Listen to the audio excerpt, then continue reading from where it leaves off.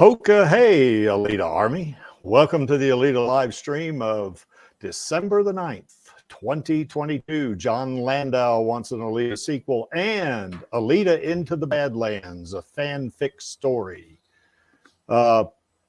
Anyway, welcome to all guests, I guess. Everybody that's here. We have with us Lee from Fountain, Colorado. Howdy. And from Cinema Blend, and I think you're in New Jersey, Mike, if I'm not mistaken, Mike Reyes. That is correct, and it is good to be back. All right, it's good to have you back, man. And from Arvada, Colorado, we have Do Not Stand By. How's it going, Do Not Stand By? Going great, enjoying our Colorado weather. Oh, yeah, that's right.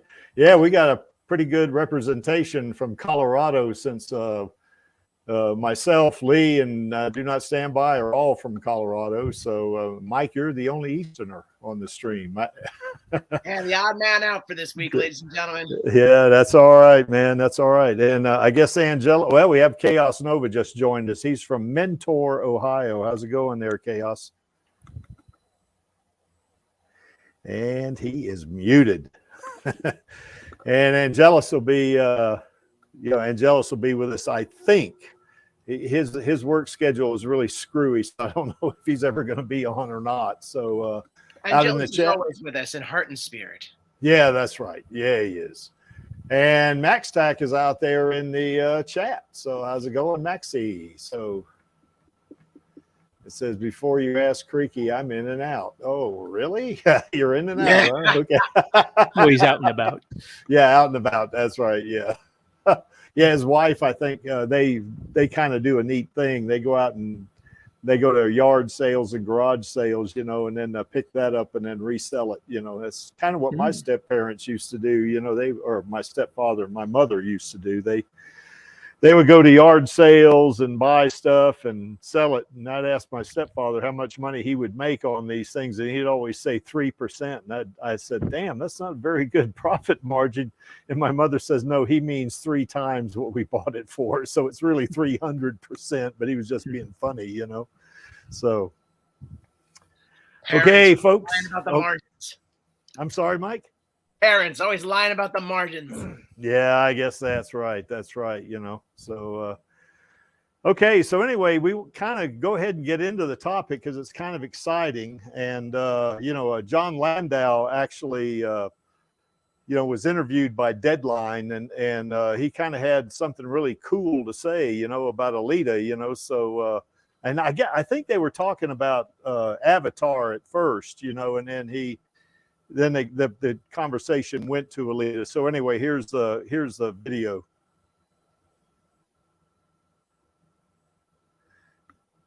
If it'll play, that is. Let's see. Here we go. Yeah, there we go. Aside from Avatar? Well, there's a little film called Alita Battle Angel that we'd love to circle back and do a sequel to. And I'm talking to Robert about that, and hopefully that comes to fruition. How far away is that? No, look, I never put a time frame on anything because you guys will hold it against me. Are there any other films you're going to be doing? So there you have it. That's pretty much, that was the end of the video, I guess. And it's on Twitter. So there's the link right there if anybody wants to go look at what's a pretty long number to copy down, I guess. So what I might do is I might put that in the description below if you ever want to see it, later on. And, we've talked about Alita sequels in the past, about what kind of themes they could do with it and that kind of stuff like that. And, here's one of them. Certainly this is from one of the streams we had a while back, but, certainly in Alita 2, they could talk about, Alita playing motorball against Josh Agon, and certainly the Zapan arc will come in there, and then after that, the Badlands arc begins. So, and there's another one too. There's the Creek wants a trilogy. That's what he wants. He doesn't want not just a sequel, but a trilogy to go along with it. And of course, the trilogy on the third movie would look what I think would be something like this. she continues in with the Badlands arc. Of course, she would still have to be in the Badlands and meet Figure 4, and then goes to Zalem, goes to Jeru, and then plays in the Zot. Now that'd be pretty condensed right there, because there's, gosh, I don't know how many volumes. I know what I have is at least 30 volumes. I'm kind of thinking the whole Last Order Zot thing would have to be its own trilogy. Probably. Yeah, most definitely. So anyway, guys, what do y'all think? And I promise Mike I'm not going to ask him any questions to divulge any information. So ask me anything you want. No, that's okay. I know you're saving it up. Well, certainly I'll tell you what I can, but okay. All I know is we may or may not have a little more from John Landau coming to Cinema Blend in a little while, because Sean O'Connell actually went out to the premiere in London for Avatar: The Way of Water, and he got to talk to him. Yeah, Mike, it seemed like John was a little bit salty about you media. He was saying that you guys would hold it against him if he said a time frame. So what's your take on John's comment? I think John's playing it smart, because I don't think he's just talking about media. I think at a certain point he's also talking about us fans too, because we really want to see this. And it's not so much that we've been burned in the past. We've had things in the past where Robert Rodriguez said, "Oh yeah, as soon as Book of Boba Fett's out, I want to talk to Disney about getting this forward," and we never really heard anything more from that point. But it's not because the man doesn't want to tell us. It's probably there's nothing to tell. And he wants to keep this alive as much as we do. So I think what John Landau is doing, and this is just, armchair quarterback / journalist cap on right now. Yeah, that's right. He's still trying to give the fans hope, but at the same time, he's telling them, look, we're talking about this. We don't know. Yeah. And I think seriously, have we named this man like the patron saint of the cause? Because almost he really is one of them. Like, it really does feel like him, James Cameron, James Cameron, Rosa Salazar, and Robert Rodriguez are all really they are pulling for this. It's not just saying, "Oh yeah, well, we're thinking about a sequel." Like he just mentions that without even being prompted. Like the question was, what other movies do you see yourself doing outside of Avatar? And he could have very easily said, "Oh, I want to do a movie about, World War II flying aces," which, I'm sure he'd do it fantastically. And I mean, could you imagine another historical epic with like the Lightstorm team behind it? I mean, we're coming up on 25 years of Titanic, and that's right. Say what you will, I personally still like the film. But even if you're not into the romance, that whole sinking of the ship segment is just phenomenal. So he could say anything he wanted at that point. There was a blank check for him to say he wants to do the Berenstain Bears. He went and threw Alita out there.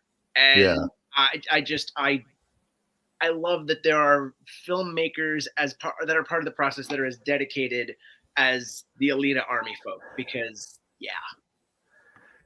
I think you're right about that, because and they also want to kind of keep it somewhat of a secret, as like a surprise and stuff like that. They probably don't know what date, but they don't want to tip their hand too much, because expectations start going up and stuff like that, and then people can get disappointed. And, that's that's just the way we are as humans, I guess, but we love Alita so much, all of us fans, that we're going to take any little grain of salt, that they throw out there, and we're going to run with it, but I do. Honestly, no, you go ahead, Mike. Just very quickly, I honestly think if there was no hope, someone would say something and just be like, well, we really want to do this, but it's not in the cards. Mm-hmm. I will continue just playing my little toy trumpet over here and saying, I think if Avatar does what they're hoping, that's going to be the clout that helps push things along. Yeah, I think so. Well, I do think we touched John Landau too when he landed back in L.A. and got a copy of the L.A. Times and opened it up and saw that ad there, that quarter-page ad, you know, I think that kind of touched him somewhat, you know. Yeah. Oh yeah. I mean, it's really easy to see just how much. It really is easy to see, like him or Rosa, just how much they appreciate people still investing in this. Yes. It's not just playing to the fans. You can tell that people just really had a lot of fun making this movie, and why not? I mean, I've seen Avatar 2, and while I can't do a full review on it, they let us do like social media reactions. And one of the things I will say about the Avatar series is it is one of those rare properties where it does feel like big budget, big sci-fi. This came from a studio. This is the type of movies that the 90s were all about. Yeah. And it is like one of those golden age projects, but so was Alita, because I remember going to Alita for the first time, and while the trailers did impress me, they did impress me. I don't want anyone to think they said they didn't, but while they did impress me, sitting and watching it was a whole other thing. And it really felt like going back to anticipating big sci-fi movies as a kid, like Jurassic Park or Men in Black or Independence Day, like something that ubiquitous. Yes.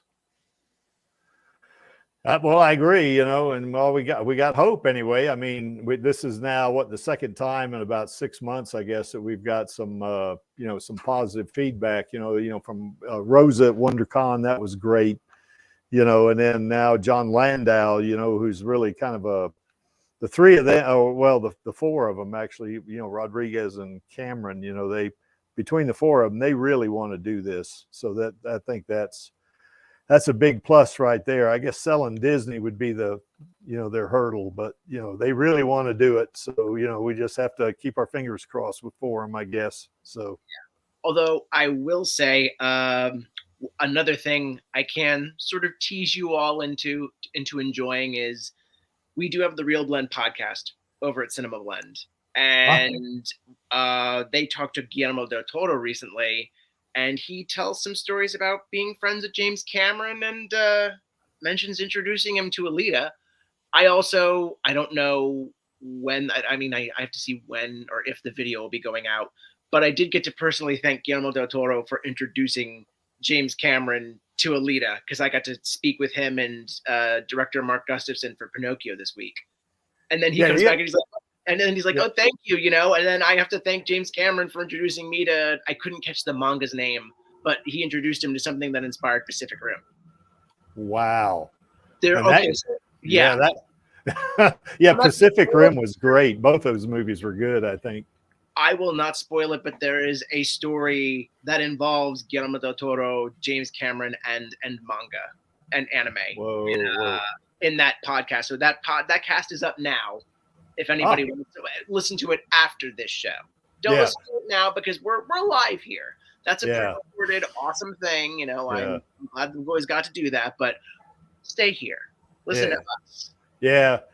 We got a few things to say, I guess. We kind of like Alita around here, I guess. Yeah, that's right. Is there like a link that if you could put it in a private chat, you know, I'll end up. Sure. Yeah, put it in a private chat, and then I'll put it in the public chat, and then I'll put it in the description as well, you know, down in the, you know, down for the YouTube, in my YouTube channel. So I will send you that immediately. Cool. Just again, I want to talk to John Landau. He just seems like, I want to talk to that whole team because they all just seem really like real cool people. Oh yeah. Yeah, you get that feeling, don't you? It's almost like they're just, it's not like saying they're regular folks. I mean, yeah, they're regular folks, but you know what I mean? I think you know what? I think they're fans too. That's what I think. They're kids that got the keys to the candy store. That's exactly right. We're kids, but we don't have keys to the candy store, but they're kids with keys to the candy store. But they share, and that's part of what's so wonderful about it. Yeah, that's right. Okay, so anyway, that's kind of where we're at now. We're talking not this. We're talking about this one right here. You know, we're not. You know, this is what the Creek and the rest of the Alita Army want. You know, if I would guess the sequel would have to be a really big success. You know, which I think it will be. You know, we didn't have the advantage on you know, Alita 1 of having, for one thing, there was no Alita Army when that thing came out. You know.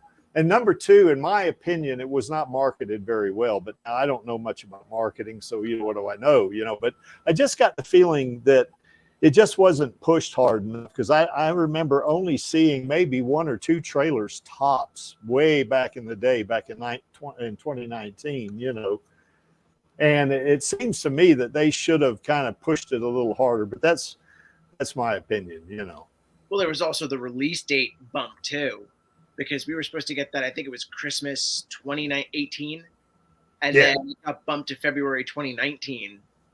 And keep in mind, this was probably also in the early days of, or it was probably at a certain phase in the Fox-Disney merger where attentions were may have been a little focused elsewhere. Yeah. But still, the trailers that we got, like that it really, I probably am a broken record about this, and I do apologize. That's all right. Watching that trailer and seeing the teaser posters and just getting really excited for this. And I had known the name Alita from Battle Angel Alita, like obviously the OVA existed in the 90s, and I had heard of the title, but never really jumped in. And then after seeing that movie and discovering this community, it just really helped it helped push me to dig in further and to learn more. And I know I've said this before, but I'm not going to apologize. Pound for pound, Alita Battle Angel is one of the best home video releases I can think of. Oh yeah. To special features, because the Cameron pitch reel from 2005 and the motion comics alone, and then Robert Rodriguez making the chocolate.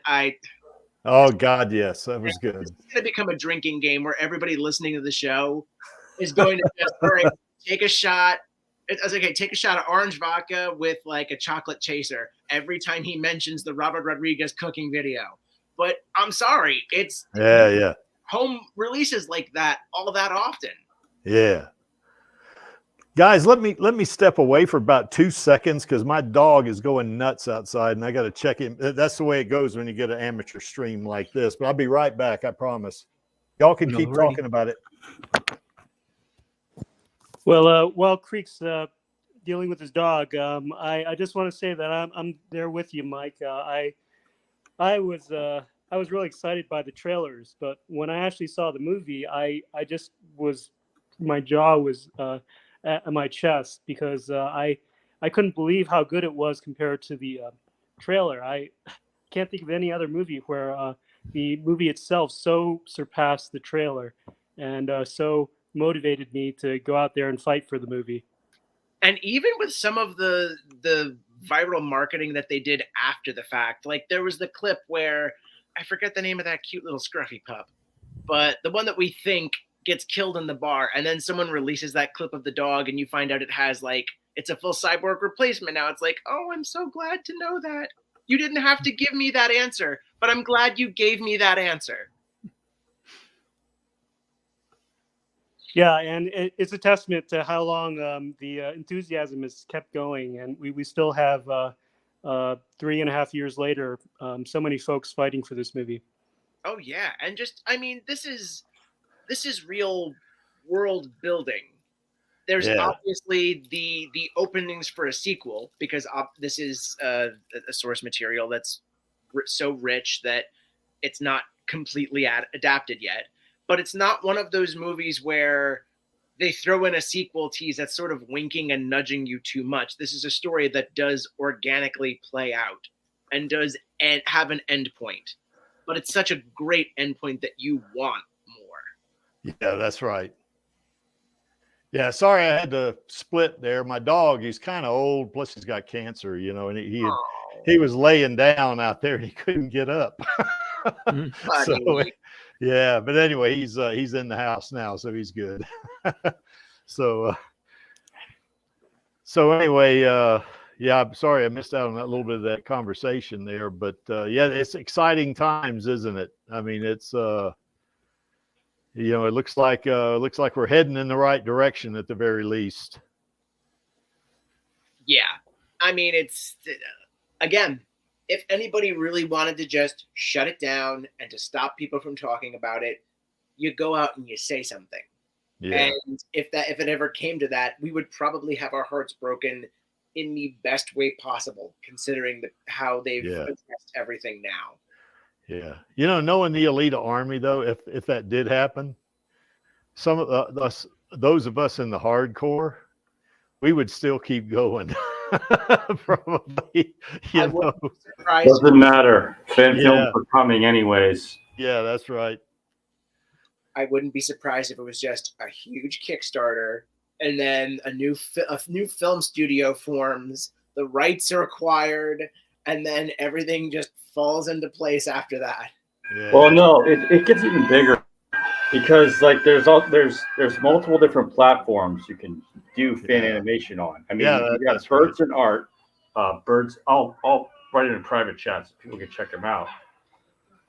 Birds and Art on YouTube, and there's other platforms. Even if for some reason the copyright rules change, I don't know. But I'm going to continue writing, but the script thing, and I'm pretty sure other people are going to be doing their thing too. Yeah. And if they were really if there was ever a day that they just said, look, this isn't happening, I would hope that at the very least, the 600 pages of notes go out. Like maybe the other 2 scripts that Robert Rodriguez put together get adapted into like comic series or something.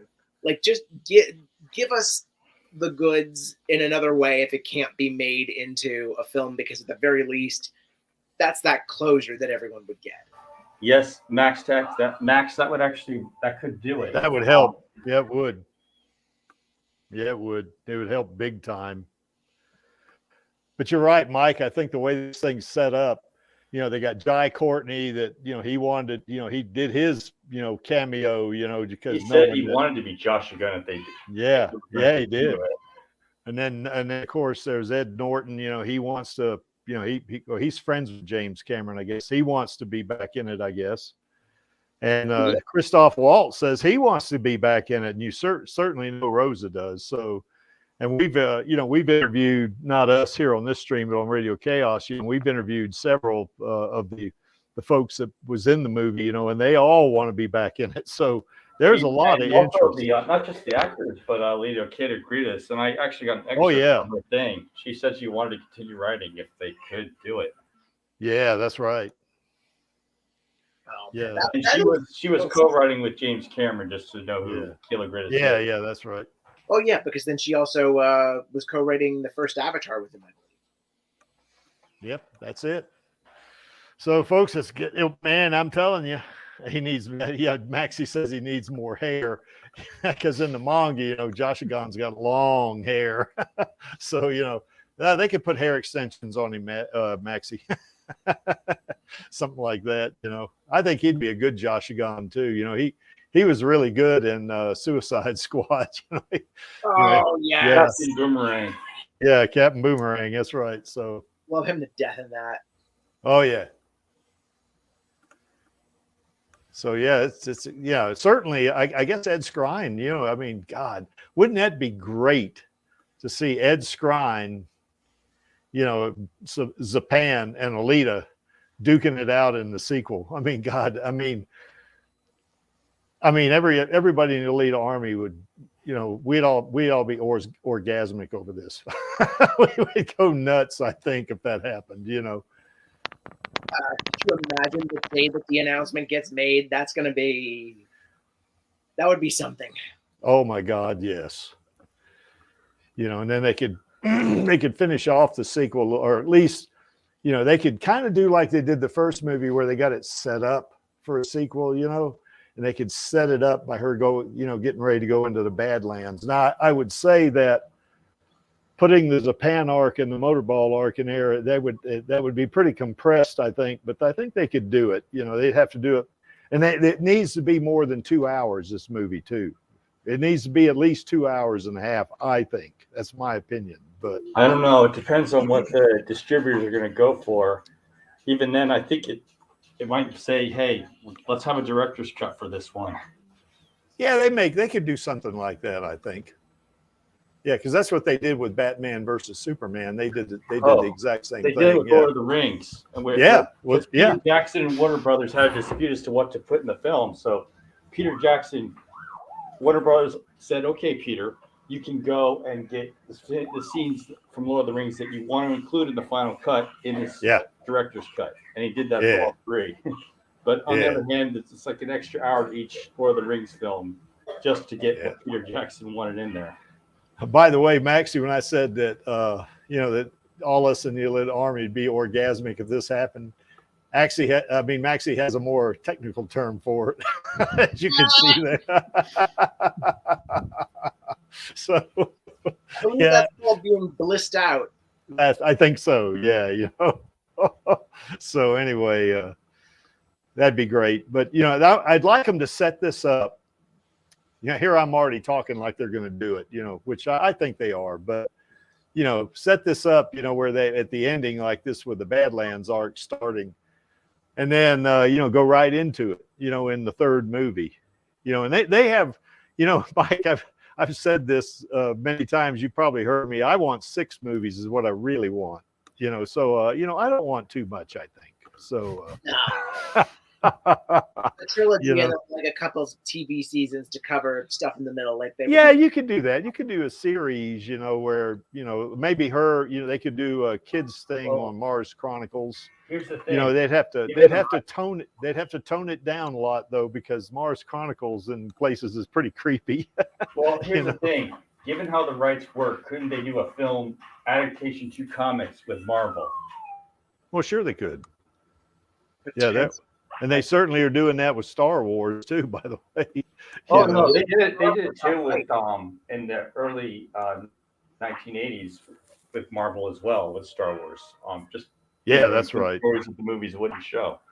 And look at all the anime they're doing on Star Wars too. I mean, the Bad Bunch, and that's the one I can think of. Yeah. I mean, they could do this with Alita. I mean, seriously. They really could. That's what I'd ask is like, could they get Marvel to do like Alita comics? They wouldn't be the manga, obviously. It would be a separate continuity, but it would be related to the film. Yeah. Well, I would think it would have to be a continuation, of say the Zot after she, is in the Zot, and goes to Venus, and even beyond that, that those last few pounds. I'm not going to spoil it for anybody, but there's actually 2 Alitas at the end of the Last Order. So that's right. So they'd have to go from there, I think, because I don't know if they could reinvent the wheel on the manga, because certainly us fans, we most of us have read the manga, or at least started reading it. Vladi, that's who I'm thinking of. But Vladi's he started reading it. And I don't think they could redo that, I think, because it's accepted as canon now, so. Well, that's what I'm saying, try to get a deal with Marvel Comics, because it's obviously a separate continuity. I mean, there's no way to actually say that it's the same. Yeah, but I don't know if people, I think people that have not read the manga might accept it, more readily than us that have read the manga, at least in terms of it being considered like the core story or canon, that's all I'm saying, Yes, a lot of you have a StreamYard link. Just a minute. Now I would read it though. I definitely would. God, I think I've read 3 comics in 50 years, I think. So, and actually they're graphic novels and not comics. So yeah, Maxie has a good question here. Mike, maybe you could answer this. Do we know if Disney has the rights beyond the original manga? Do we know that? Very good question. I wouldn't know, but my guess is, if Last Order wasn't, were they in the process of writing it? No, it's been written. No, because that was, because Cameron's had this since the 90s. Yeah. 98, yeah. Yeah, 98, yeah. Maybe maybe, and this is just me spinning my wheels here, if someone from Disney or Lightstorm Entertainment is listening, correct me if I'm wrong.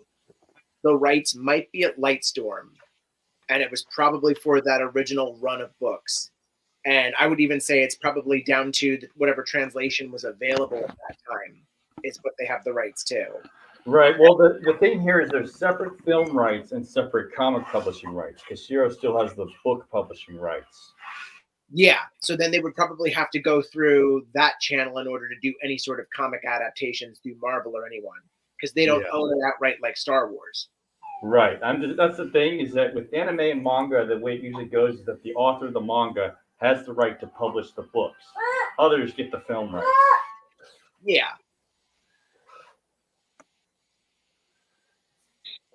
Anyway, go ahead. Go ahead.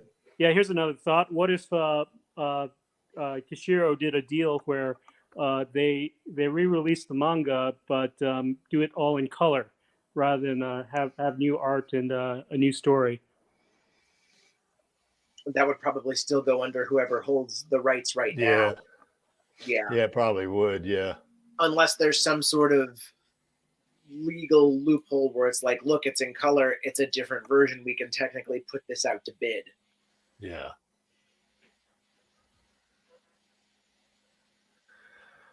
Well, anyway, this is the third movie right here, and I know that Cameron has mentioned the third movie. And there was about 3 years ago, he did an interview where he actually mentioned Alita Fallen Angel and Alita Avenging Angel.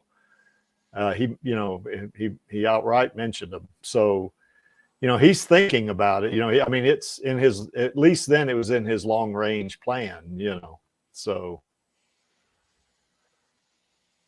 Yeah, I mean, you look at his plan for Avatar. He still has up to 5 is the concrete plan right now, but he's already saying that he has ideas for 6 and 7. Good God. I know IMDb has 5 on there. I know that. So they filmed 3 all together at the same time. Let me check the official website. I think he at least has up to 4, I want to say, listed on the official website, dated and everything. And I forget who was just speaking, but like you had said, they basically went up to 5. Oh, what was I going to say? I just derailed my own train of thought, probably because I'm looking for these dates. But oh no, now I remember. He filmed 2 and 3 close to 2, 3, and part of 4 all together because he was worried about the kids aging out. Yeah. He's like, I need to get the footage with the kids because in the middle of 4 they can age like 6 years, and then 2 and 3 they had so much of the same environments together that he's like, look, we're only going to go to Frankfurt once. Let's film it all so that way it's all done. Now, here's an interesting possibility. Oh, no, I'll save that for another time. But anyway, okay, he's got this long range plan in motion, and he's just plugging away at everything. And I'm not surprised that he's still bullish for Alita 3. Yeah. Cameron is. Yeah, go ahead, Mike. He's already saying that Avatar 4, apparently he got a note from the studio where he sent them his thoughts and his notes, and they came back and they're like, holy fuck. Yeah. I'm sorry. And then he's like, what are the notes? They're like, those are the notes. Yeah. Yeah, he does think long range, doesn't he? He definitely does that. And we got Vladi just joined us. How's it going, Vladi? Hey guys. Hey Mike. How you doing? Buddy. How you doing, Bloody? Yeah. Good. Vladi. Did we already talk about Landau? Did I miss all that? Yeah, well, I played the video some time ago. Yeah, so. Okay, cool. Yeah, sorry about that. Yeah. Yeah, it's just that video, that tweet, is what we played. I put it in I guess I put did I not put that in the chat? Yeah, I did. Cool. I was like a few feet away from him as he was saying that. Oh, nice. Nice. I managed to get into the premiere. Yeah, it's good to have a representative over there in the UK when they do this stuff. Sean, exactly. Sean was there too. Mike, Sean was there, but I didn't see him on the blue carpet. I must have missed him. Oh, I know Sean was there because I saw it sitting there. And Yeah. What? I am totally jealous that you went. But on the other hand, I went to like a James Bond meetup around here and did other things to build my brand. But at the same time, it's like past couple of years, I've gone to the UK for Christmas, and I kind of liked that tradition. But yeah, it's really nice in London at Christmas. I did just pull up the Avatar site. They do officially have 5 on there, like everything dated through 2028.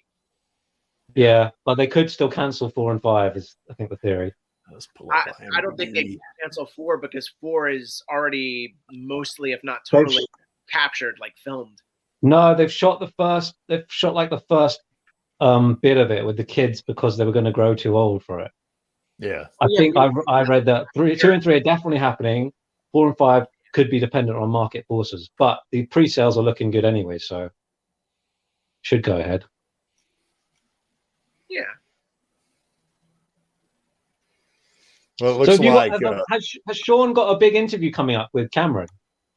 Has he done that already? That's actually, I think he already started running that. They may actually already have that on the site. It's already there. It might already be there. Let me double check it. I will throw that link into the chat if I find it. Also, you interviewed Guillermo del Toro, right? Yes, I did interview Guillermo del Toro. Okay. And that's not up yet, but I personally thanked him for introducing James Cameron to nice. Alita. And then I was hoping you'd do that, yeah. And then on top of that, we do have I put a podcast link in the chat as well. Yeah. With the Real Blend guys had Guillermo del Toro on, and they talked to him about being friends with James Cameron, and Alita came up in there too. Oh, awesome! Did he respond positively about Alita? Has he even seen the movie? I haven't seen any. Did he tweet about it at the time? I can't even remember. I would assume he's seen it, but I didn't get to ask him. It was at the tail end of the interview that I told him, like, thank you. And he's like, oh, no problem. And then he thanked James Cameron for introducing him to a manga. I didn't quite catch the name. I have to go back and listen to the interview again. But he said he thanked him for introducing him to what inspired Pacific Rim. Oh, yeah, cool. That was a cool movie. Well, you can see there that, of course, there's Avatar Way of Water. And then we go up here and you see 3, 4, and 5 are, it looks like they're, according to IMDb now, it looks like they're filming 4 and 5. So they're in post on 3, I guess. And of course, 2 has been released, or is going to be released. Yeah, like Cameron literally said when they turned in Way of Water, they were going to go straight to post on 3. Yeah. And then he filmed, I think it was earlier this year or like late last year, he said he filmed the first part of 4. So that way they got the kids before they aged out. Yeah, that's exactly right. So hopefully they'll, because it sounds like they're amazing. We want stories that go across arcs like this that aren't just like, I don't know, like, let's hope we get a sequel. It would be good if they planned it like Lord of the Rings. When Lord of the Rings, they made all 3 at once, you just knew that you were going to get a whole epic trilogy. They should confirm 4 and 5 really quickly once the next one comes out. Yeah, I think at the very least you'll get 4. 5 is where it's probably iffy just because nothing's been filmed. Yeah. Yeah, David Alexander tells us we got to be patient about 3. Creek wants 6. He wants Alita 6. But okay, yeah, we're gunning for Alita 2. Let's I guess his advice is let's not get too far ahead of ourselves here. So back to Landau. So I met him the day before the premiere. He was doing a signing thing, which was cool. I got him to sign my Blu-ray. Photos. And then as I was in the queue for that, I got an email from Empire Magazine because I'd missed all about the Cameron Q&A, the live Q&A. I managed to get into that in the very last minute. It was crazy. So what was that like? Like, well, what were the specific mentions of Alita?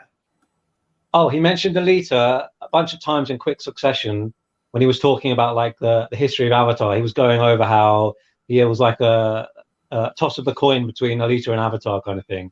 He was testing the technology between between them both, and it was because that he needed a scene where they had two CGI characters talking to each other, but Alita had mostly live action characters talking to the CGI character. So because they prepared the Avatar, because Avatar had more CGI on CGI characters, they made a scene for that to test the VFX, and so that's one reason why he went for Avatar. Huh. I recorded that. I could send you the clip, Mike. Oh, please, thank you. Mike, what is this website right here? That's the interviews that Sean did for Avatar. Oh, okay. I don't know if that's just the James Cameron interview or if that's a clip reel of all of the people that he got to talk to, but I know that's the one we have up right now. Did Sean not ask him about Alita? What's going on there? Come on, Sean. Well, like I said, we might have some more with John Landau about Alita because I think he got to talk to John for the film, but we'll see. Yeah, John seems to be the Alita guy. I think Cameron's holding his tongue until they can confirm it, and then he's going to let rip. But also, Cameron's just busy with Avatar. Yeah, I guess he is a little busy with that. Just a little. I mean, it's like a hobby for him at this point, really. Yeah. Exactly. Well, let's get him to expand his hobby. Let's get him to expand it to Alita. So, God, he's got a really good thing going with Avatar, though, doesn't he? Man, I'm so happy that China's got rid of. Well, they've mostly got rid of the lockdowns, because it could have been a situation where if they didn't get rid of that, didn't have the protests, we could have been looking at like 30% of the total cinemas closed in China, but it's looking at least like 70% will be open. Pretty good. Well, that would be 30% closed, Vladdy. So, did I say okay? Yeah. Well, you know what I mean. Yeah, I do. So, all right, folks. Well, that's it, man. Looks like things are going right for us here. And it's like David Alexander says, yep, looks like let's really buckle up for this one. And let's not forget this one. We don't want to get too far ahead of ourselves, but, the Creek wants more than 3, but the Creek wants all kinds of stuff. He wants 6 movies, he wants a series, and he wants more anime and a game. He wants games. So I think that would... I certainly wouldn't to complain about any of that. No, sir. I need an Alita game. I just would never play anything else. Yeah. Okay. Yeah. I'm not one made in the 90s. No offense to the old game, but... Oh, looks like we lost Darlon. Okay. Okay. Well, anything else, guys? I mean, I can talk about this forever right here. I can talk about this. I was going to talk about next week. My thought is like to hang out next week. We'd also get people who aren't exactly Alita Army involved too, like Jerome. Yeah. The Fist of the North Star. He was interested in watching it again, and I was thinking, hey, you could do a hangout and have both us and him and any guests he has all doing it. Okay. You're gonna stream that, Chaos? Yes, I am. All right, nice. There'll be a link on Amazon to get the watch. Oh, okay. Okay. Oh, do not stand by had to leave to pick up his daughter, so that's what happened there, I think. So yeah, kids, man. Yeah, yeah. Those parents types. They just give her the manga box set and let her sit there until you can pick her up. That's right. I think it's that take her somewhere though. I think so. Yeah, but I agree with you. Okay, anything else? I promised Mike I wouldn't ask him anything about what he knows because I want it to be a surprise too. So what I know about what? Just ask me, man. What I know about what? What you know about Alita getting a sequel? I know as much as you do, honestly. Oh, okay. Honestly, it really is just John Landau stoking the fires at this point.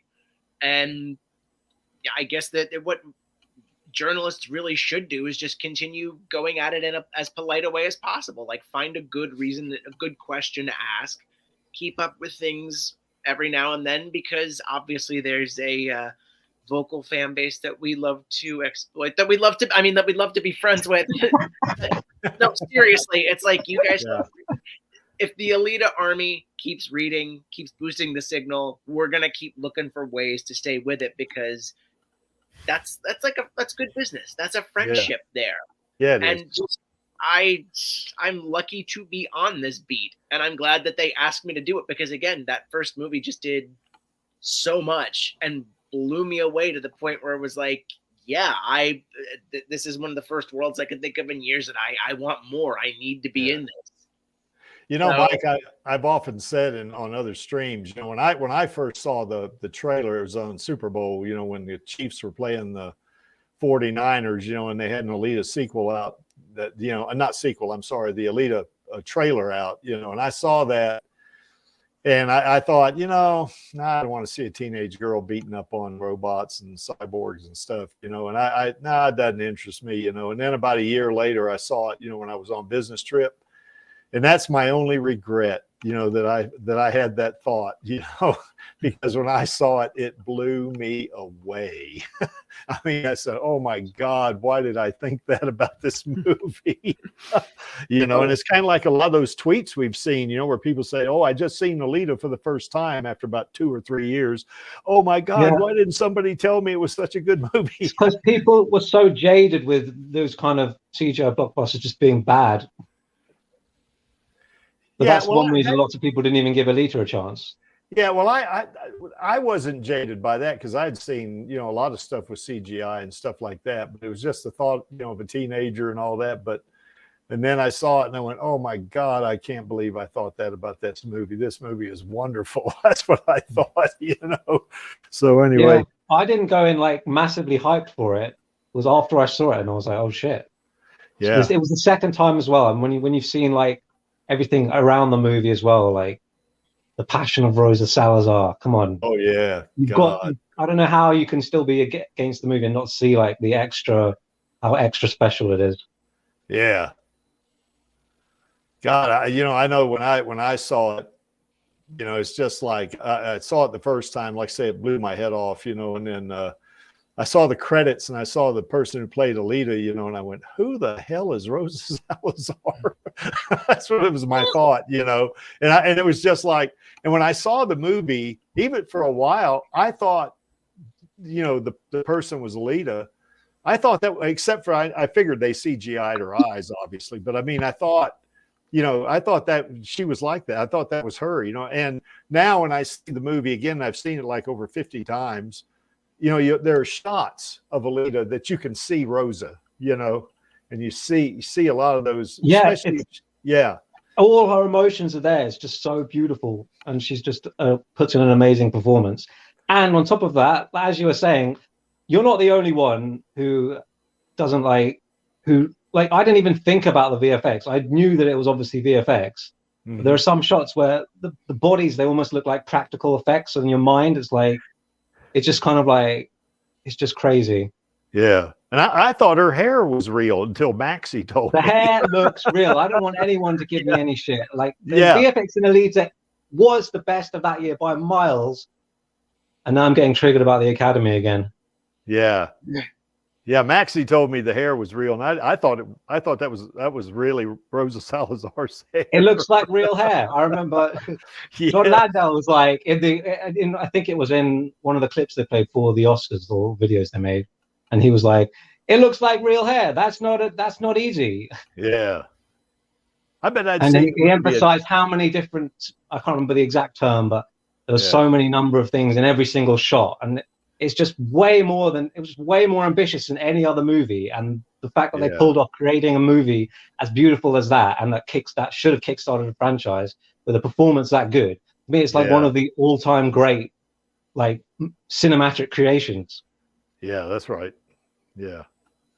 Unbelievable. You know, I mean, like I say, it knocked my head off when I saw it. And Mike, I saw it on a TV in a hotel room. That's when I saw it. And even on that little TV, it still knocked my head off. You know, even watching it in there was it blew me away so much that it was on HBO back in 2020, I think it was in early 2020, and I saw it on a Monday night, you know, and I was flicking through the channels and I saw Alita Battle Angel come on HBO. It's just coming on. I said, well, all right, I got nothing better to do. I guess I'll give it a try. I suppose you know? it's better than like seeing it on a plane first time. Yeah. It's a shame you didn't see it in like IMAX or something. Yeah, that's right. And then it was so good that it was coming on again on Wednesday night, and I stayed right there in the hotel and watched it on Wednesday night too.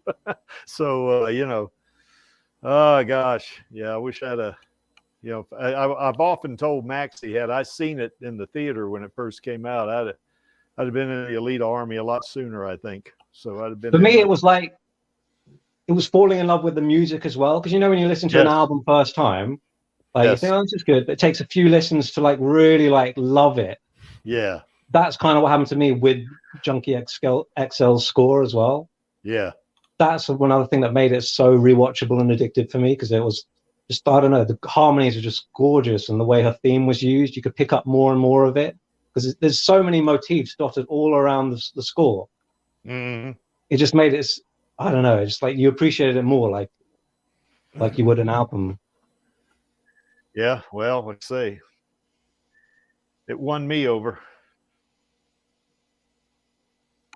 Well, anything else, guys? What's our main topic? Our main topic is fanfic that the Creek wrote.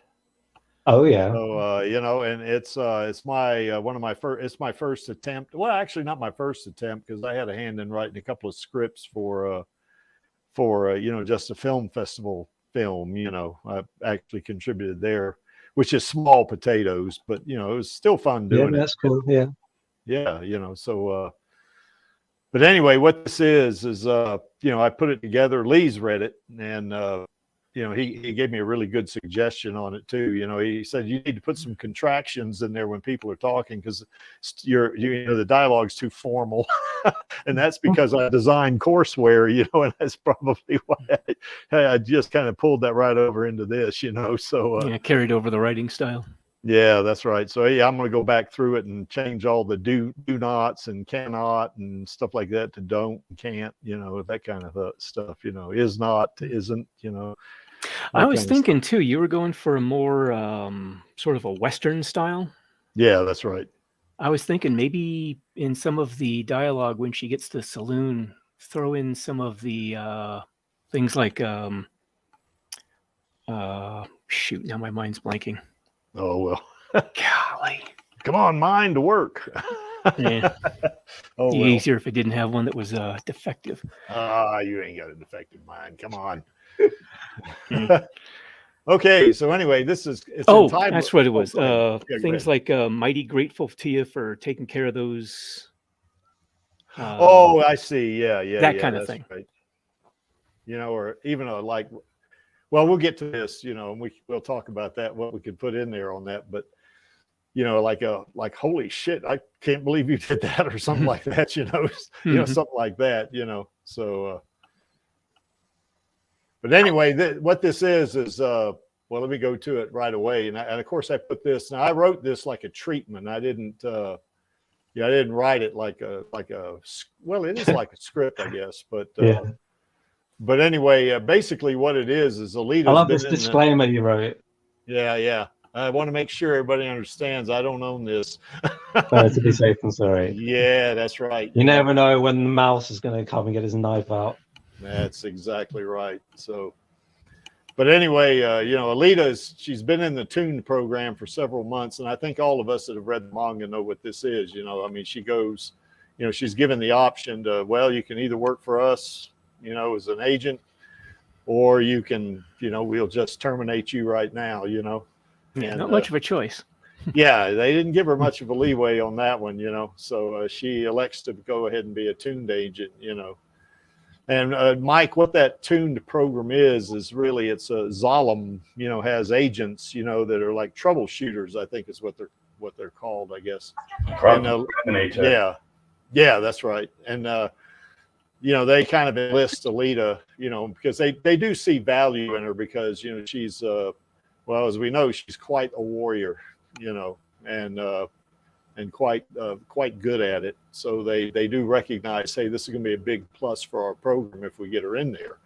But the idea here is in the manga, it's a little bit different than in the movie, whereas Nova, you know, he kind of, and I'm not sure, because this is a time frame. There's like a 10-year span in which Kishiro did not write anything about Alita while she's in the Badlands.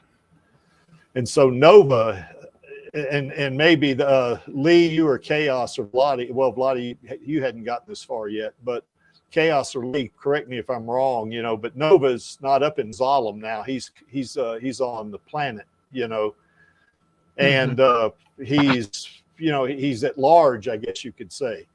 Well, what he's done in my story is he's enlisted some mercenaries, you know, and of course there's one of the things that Alita's, and this is a work in progress. Alita's trying to find Nova, and they don't know where he is, but she's looking for his mercenaries, thinking that maybe, you know, she can get from them where he is.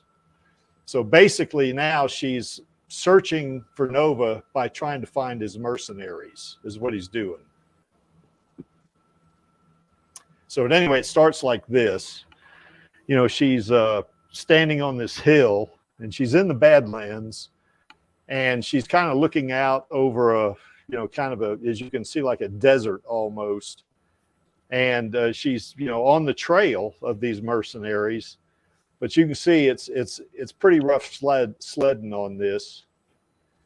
And then basically, you know, she starts walking down this hill, and she's approaching a kind of a structure that she sees, you know, probably about a half a kilometer away, you know, and to set it up, you know, it's really hot and dusty, and you know, she's kind of walking down this and stirring up dust as she goes, and she gets to this structure and finds that it's nothing more than just torn up metal, broken glass, rusted out machine parts, and you know, and then she sees some evidence that someone has camped there, but it's been quite a while since they've been there, you know.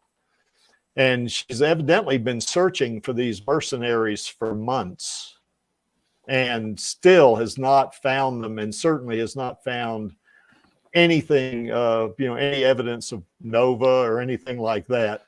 And she's kind of frustrated, you know, kind of been out there in the Badlands for months, hasn't found anything. And then suddenly Lou Collins, who's a character in the manga, who's her, I don't know what you would call her, Lee, or Chaos handler, I guess, or like a point of contact. Yeah. But anyway, you know, she's communicating with her via radio, I guess. And Lou comes on and says, you know, because she's been out searching and searching and searching, and she said, shouldn't we make camp here tonight? You know, because there was somebody that had camped there before, you know, and she says, it's been a long day, you know. And Alita says, no, I want to keep going, you know, I want to keep moving, you know. And Lou says, oh, okay, but, you know, it's going to be dark in a couple of hours. So anyway, Alita keeps walking west toward the mountains, and she walks for about an hour, and she sees this small farmhouse, and she starts walking toward it, you know, trying to get information and hoping there's somebody's in there. And a guy comes out of there, and he's got a shotgun and all that kind of stuff. So this is way away from Zalem, because Zalem doesn't allow guns, you know. So, you know, she's kind of out, you know, this farmhouse is kind of removed from the influence of Zalem. That's how far out she is in the Badlands. And basically he says, what do you want? You know, then he says, I don't have any food, you know. And she said, well, I don't want food. I'm looking for some men that came through here. Have you seen anybody? You know, and he says, I haven't seen anybody. Go away, you know. And she says, are you sure about that? And then she says, I really need to find them, you know. And the guy kind of looks her over, you know, and, you know, I guess he figures that she's not a threat or anything like that. And then he asks her if she's a bounty hunter, you know, and she says, no, I'm not a bounty hunter. And because she's not, she's a tuned agent at this point. She's not a hunter warrior anymore. And then he asks her, why are you looking for these guys? And basically Alita says, well, you know, they have information that I need. And then he kind of looks her over from head to toe again. He says, okay, there were 4 men that came through here a couple of months ago, but they took off north and he hadn't seen them since they left, So she says, anything else? And he says, well, there is a town about 20 kilometers north, and they may have gone there. So and then he says, go away. I guess he's like a hermit, I guess, So she says thanks and starts walking away, and then she thinks, wow, that's interesting, a farm with no food. One of the things that occurred to me was maybe a farm with no food he's willing to share. Yeah, that's right. Yeah. So that's exactly right, because it is a farm, So anyway, the day is moving on. It's turning into becoming night, So basically, speaking of that, I'm afraid I'm gonna have to head off. All right, Lee. Well, glad you could join us, man. Really? Thank you for having me. You guys have fun. Take care. You betcha. Yeah, I also have to jump out too, but also very glad to have you all, invite me, and I can't wait to do it again. All right. Good to see you, Mike, for sure. Right, Mike. Yeah, you're welcome back. You're welcome back anytime, man. I love having that door to open and just being able to at any given moment, just being able to bug. It's nice. Yeah. Oh, no. If I see you on, I'm always down for a chat. Well, have a good one, guys. All right. We'll see you, Mike. Okay. So anyway, she's everyone's gone. Yeah. It's just us 3 now. So, but anyway, sorry, let me just clarify. I was looking away for a second. This is your fanfic, yeah? This is my fanfic. Well, it's written more like a treatment than it is a novel, so that's why I got the bullets on it. Okay. So I can kind of insert stuff, And you're okay. Yeah. So anyway, she happens upon this junk car, a little spot there where she figures, well, now it is getting to be night, so I guess I'll just I'll camp here and settle in, So anyway, she ends up camping there, and she goes to sleep. And then, of course, she has that dream. She has a dream about her and Hugo on the supply tube. And it's that scene where she says, "We don't belong anywhere but together." And then she says, "Come with me, please." And then Hugo finally agrees. He says, "Okay." And then Alita, just like in the movie, she holds her hand out, and then she sees that defense ring coming down. She yells, "Jump!" Because she sees it coming toward him. And this is when she wakes up, and she kind of we've all had these kind of dreams, I guess, where we kind of wake up suddenly like that, and we're wide awake. You should just read it. You should just read the whole thing. Oh, okay. You don't want me to just explain. You want me to read it, huh? Yeah. You can't. You just Okay. I mean, or maybe I should read it first. No, that's all right. I'll read it. I feel like you're going through every detail, and it's like the slowest way possible to experience a story. Okay. So, all right. So Alita suddenly springs up to a seated position and screams, "No!" like that. And then Lou is on the, she's on it. She says, "Are you all right?" To Alita, earpiece, she's got on. Yeah. And Alita, kind of composes herself for a few seconds and replies, "Yeah, I just had a bad dream." And Lou asks, "Do you need a few minutes?" Alita responds, "No, I should probably get moving." And she begins, gathering her, belongings. And then she asks Lou, "What is the name of that town that farmer told us about?" And Lou answers her, "Calumet." Now that's a fictitious town that I made up. Yeah. There was a movie back in '84, called Red Dawn, and it was Calumet. Yeah, I know that movie. Calumet, Colorado is what it was. All right. Yeah. And Lou says it's a village about 15 kilometers north from where you are now. So she's at that campsite, and that she covered 5 kilometers, but now she's got another 15 to go. Okay. "Do you want to talk about your dream?" Lou asks. "No," Alita answers as she begins walking. "Why not?" Lou answers. "Might help to talk about it." "Just a boy I knew," Alita answers, "but I don't want to talk about it." "Okay," Lou responds. "You should reach Calumet by midday." "Sure you don't want to talk about it?" Lou says. And then Alita yells, "Lou," like that, and she says, "Okay." This would work well as like an audio play as well, because it's I think it's written like a screenplay kind of, isn't it? Yeah, it is. And that's what kind of how I wrote it, like a. Yeah, you should get like Kran to do a voice. We could do different voices. That'll be fun. Oh yeah, maybe. Hey, that's a great idea, Lottie. Well, that's what I was thinking for the fan film too.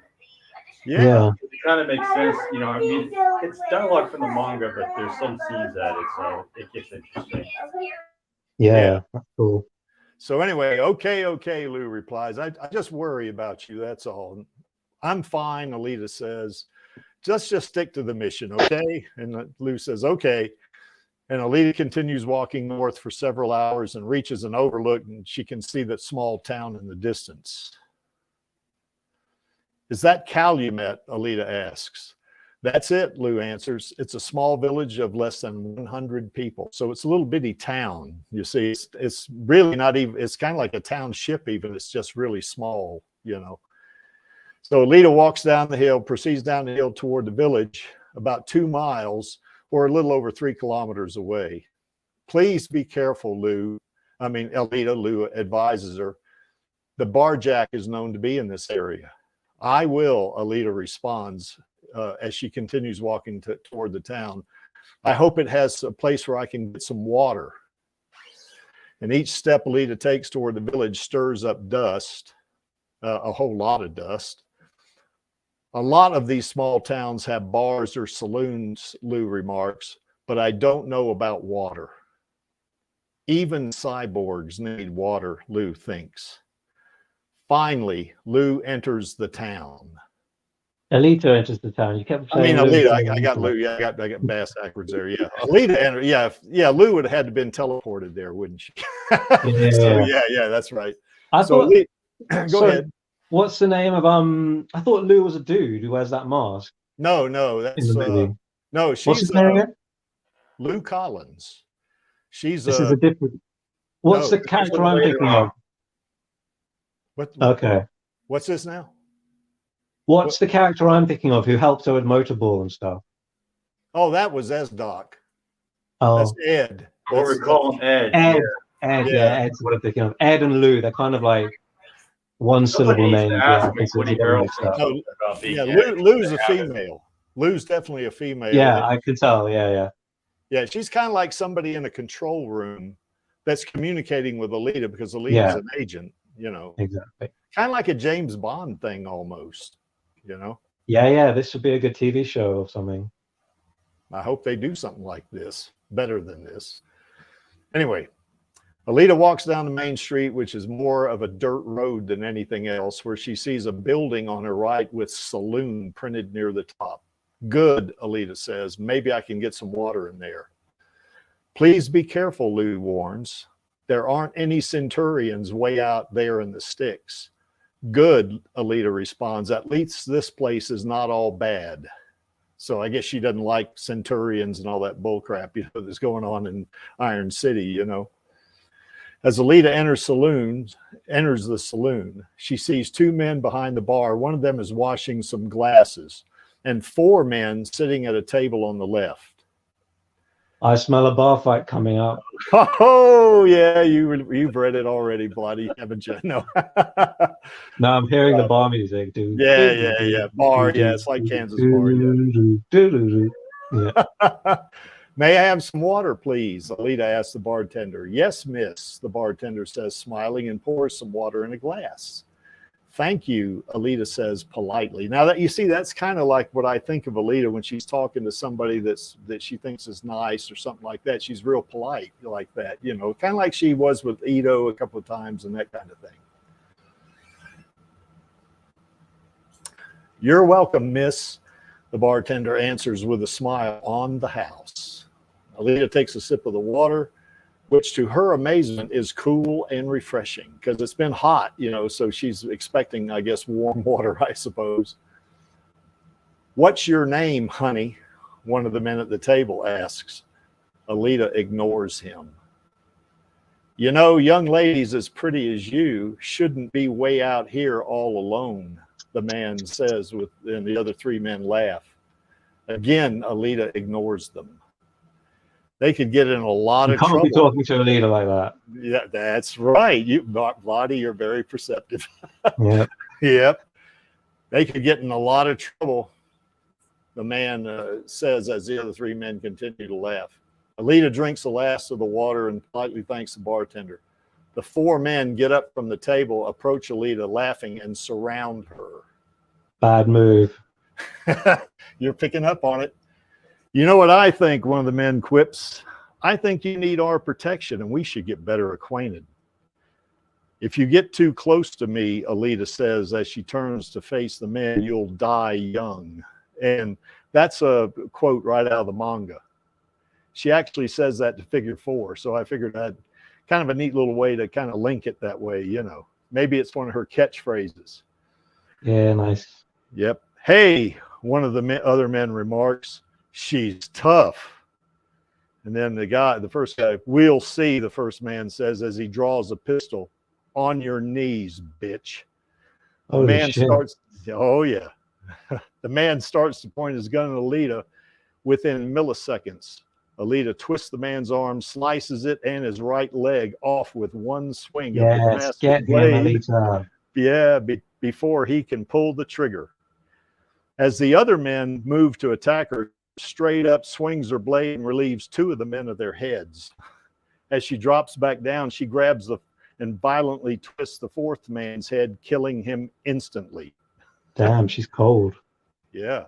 The first man's laying on the floor, screaming in agony, blood gushing from the stumps where his arm and leg used to be.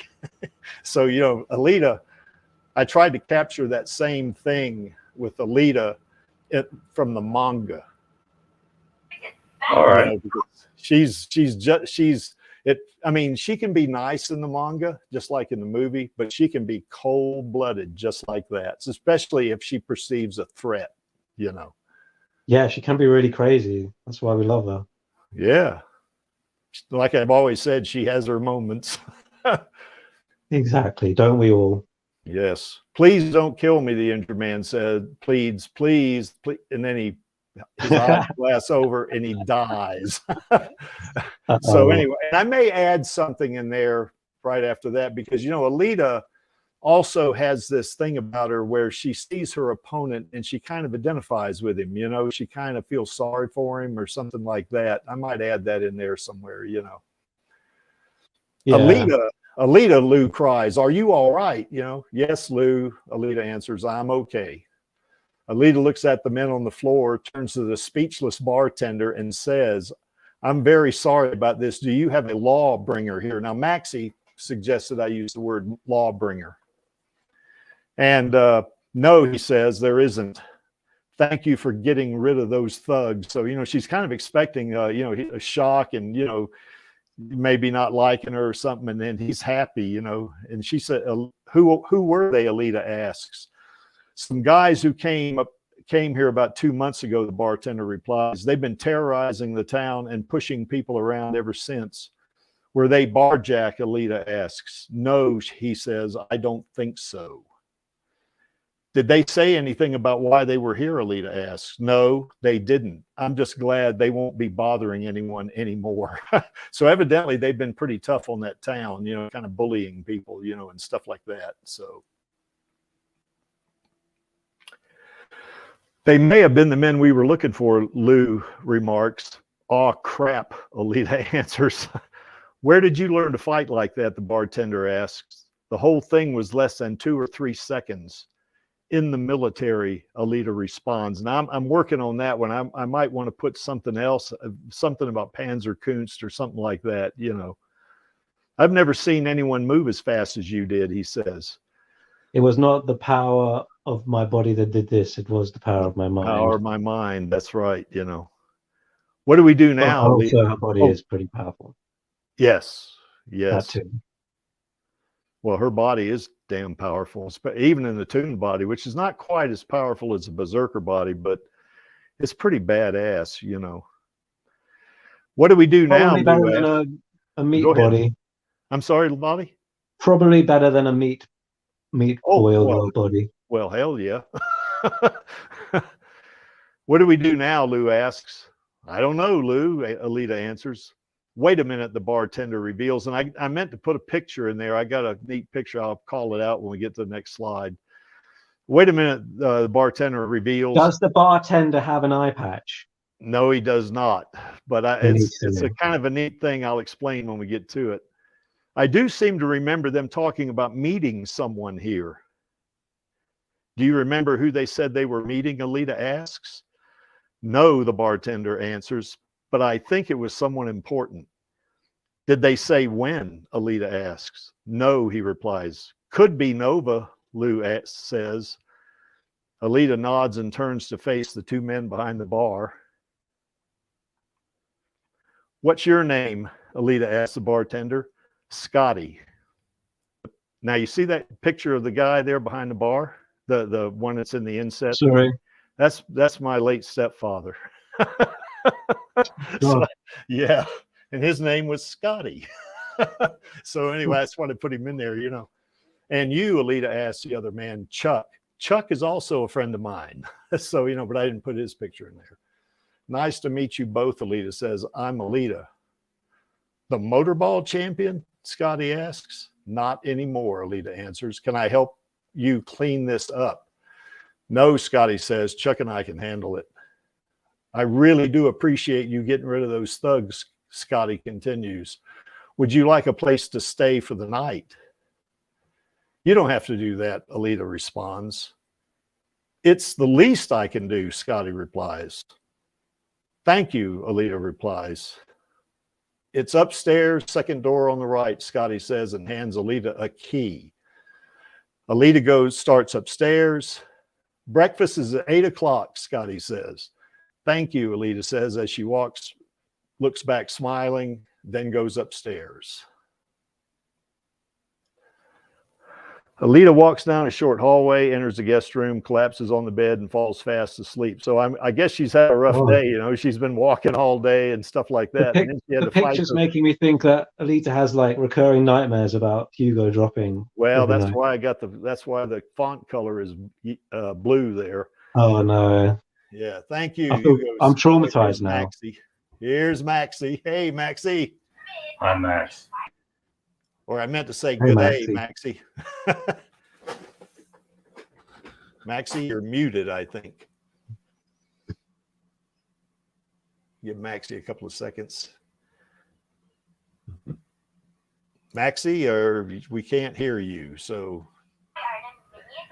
I can't stop thinking about her having recurring nightmares now. Poor Alita. Yeah. Well, you know, she really loved Hugo a lot, you know, so and of course in the manga, she, you know, I guess she still kind of remembers him up until the time, you know, she meets Figure 4, you know. Well, she still remembers him, obviously, but, you know. Anyway, you see the pictures there of Hugo in the insets. Thank you, Hugo says, for saving me. I love you, Alita cries. This chokes me up. Sorry about that. Alita feels Hugo's cyborg arm break and sees him falling away. And then she wakes up sobbing lightly and hears, you're going to love this, Chaos, and hears a voice on the radio. This is Radio Chaos. So I tied that in for you. Sorry, guys, my cat must have rolled on the mute button on my keyboard, and I was trying to remember I couldn't hear you. So I find 4 bloody places this thing could be muted. I had to go through all of them to find it. Holy cow. Your cat seems to do that to your system a lot, doesn't he? Yeah, she rolls on the corner of my keyboard and uses No, it's a shade. It's Dora. I remember our cats are the same that is name. correct. Yes, I have 2 furry overlords. Uh-oh. Fairy overlords. Yeah, wow. Furry, not fairy. Furry, not fairy. Okay, furry. Yeah. Well, I don't understand you Aussies. So anyway. Well, aren't you going to have fun when you get down here? Yeah, I will. Yeah, well, we're going to have some beers when I get down there too, Maxie. Although you don't drink too many beers anymore, do you? I'll make an exception. Okay. Yeah, I don't drink too many beers either. But God, when I come to Australia, I got to have a beer. This is true. A Crown Royal, right? Well, we Crown Lager, but oh, okay. That Crown Royal's a whiskey. That's right. That's right. Yeah. No, there's lots of really good boutique beers I'll have to introduce you to. Okay, nice. Stuff that they don't export. Okay, nice. It must have been like when I was in England that time. We'd have the beers, you know, we'd go to these bed and breakfasts and stuff like that. And some of them had pubs, or they were pubs, a lot of them, and they would have breweries. You know, I had some of the best beer I ever drank. So really. Okay, let's see. All right, this is Radio Chaos. Now, Chaos, I don't know about that. I don't know if Chaos ever said this is Radio Chaos. Maybe he does at some point. So what's the problem? They skipped the intro, so just, you know. Yeah, just like you would with any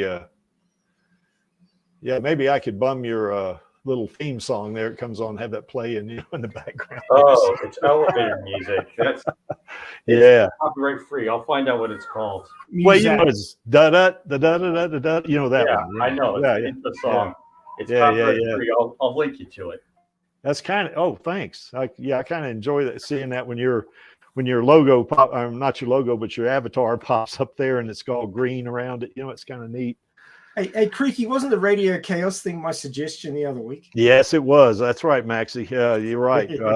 Yeah, and I did tie in a couple of other things too. Like, remember I told you about what she told, I guess, Figure 4 when she first met him. You know, if you get too close to me, you'll die. Now that's the box set translation. I don't know what the Viz translation is. So I can look it up for you.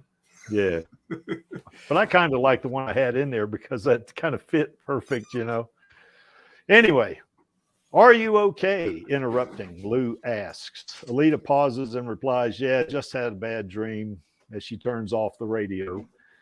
Is there anything else? Or is there anything I can do? Lou asks. No, Alita responds. I should probably get up and go downstairs. Alita gets out of bed, cleans up, gets dressed, and composes herself. That's so depressing. Yeah. I'm making Angelus cry too. He's stop, Creaky. I'm crying now. Been through enough. Yes. Maybe that bartender Scotty will make you a wonderful breakfast, Lou says. I think he's kind of sweet. Lou, an embarrassed Alita gushes. So anyway. Do you want the translation from Viz, Creaky? I've got it here. Yeah, can you put it in the private chat? Or no, you have to type. No, I'll just read it to you because okay, you know, it's the same pictures. It's just different. Yeah.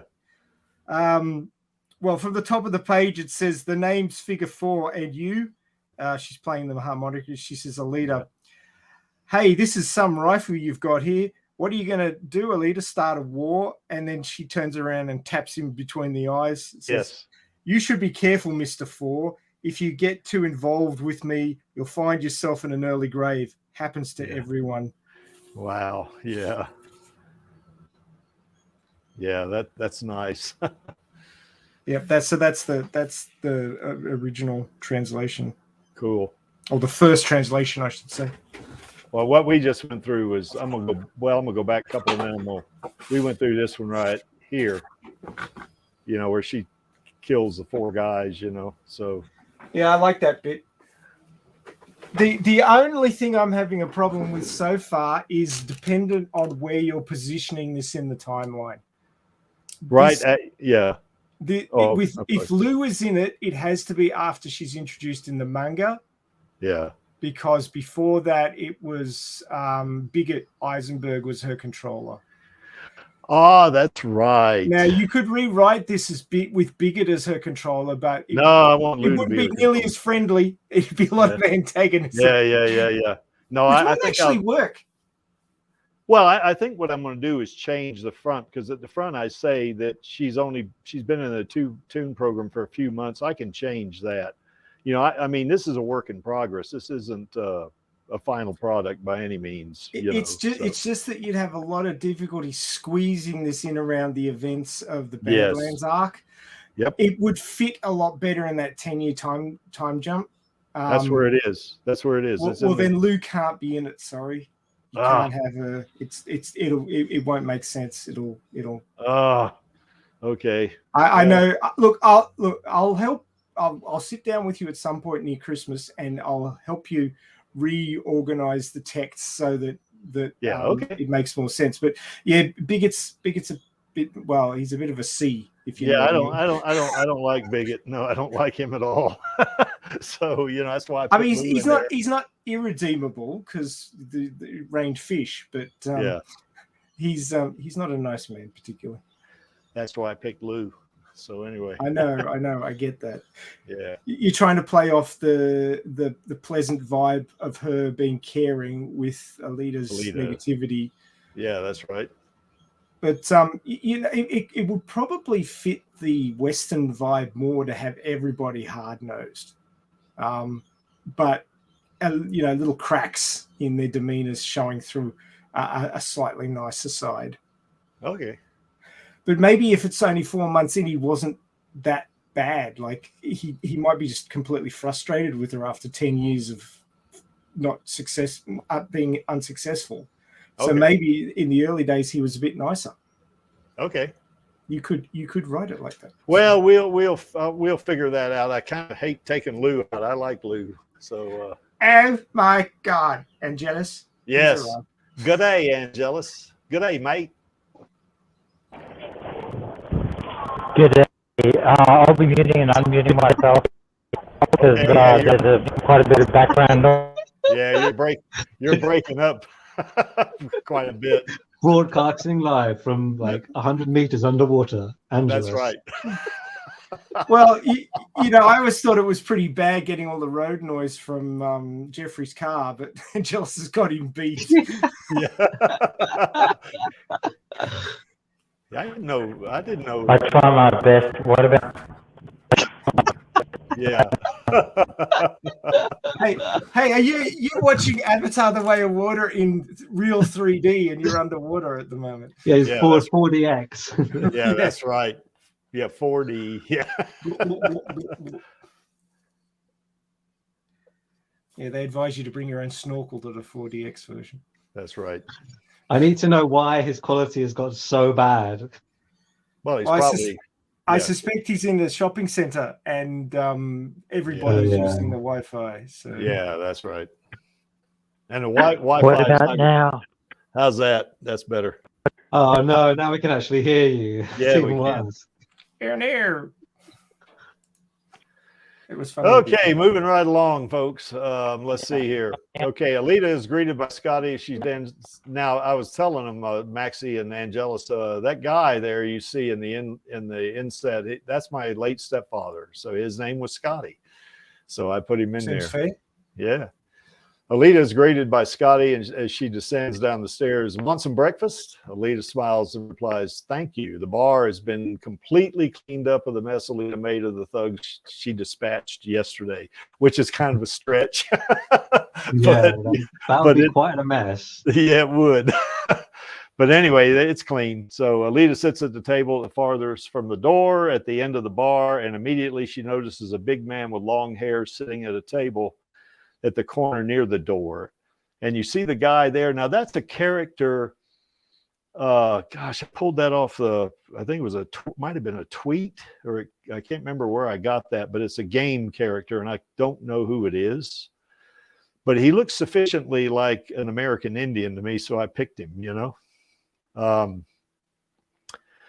Scotty lays a plate of eggs, vegetables, potatoes, and a glass of water before it and says, "We don't get many cyborgs in here. I hope this is okay."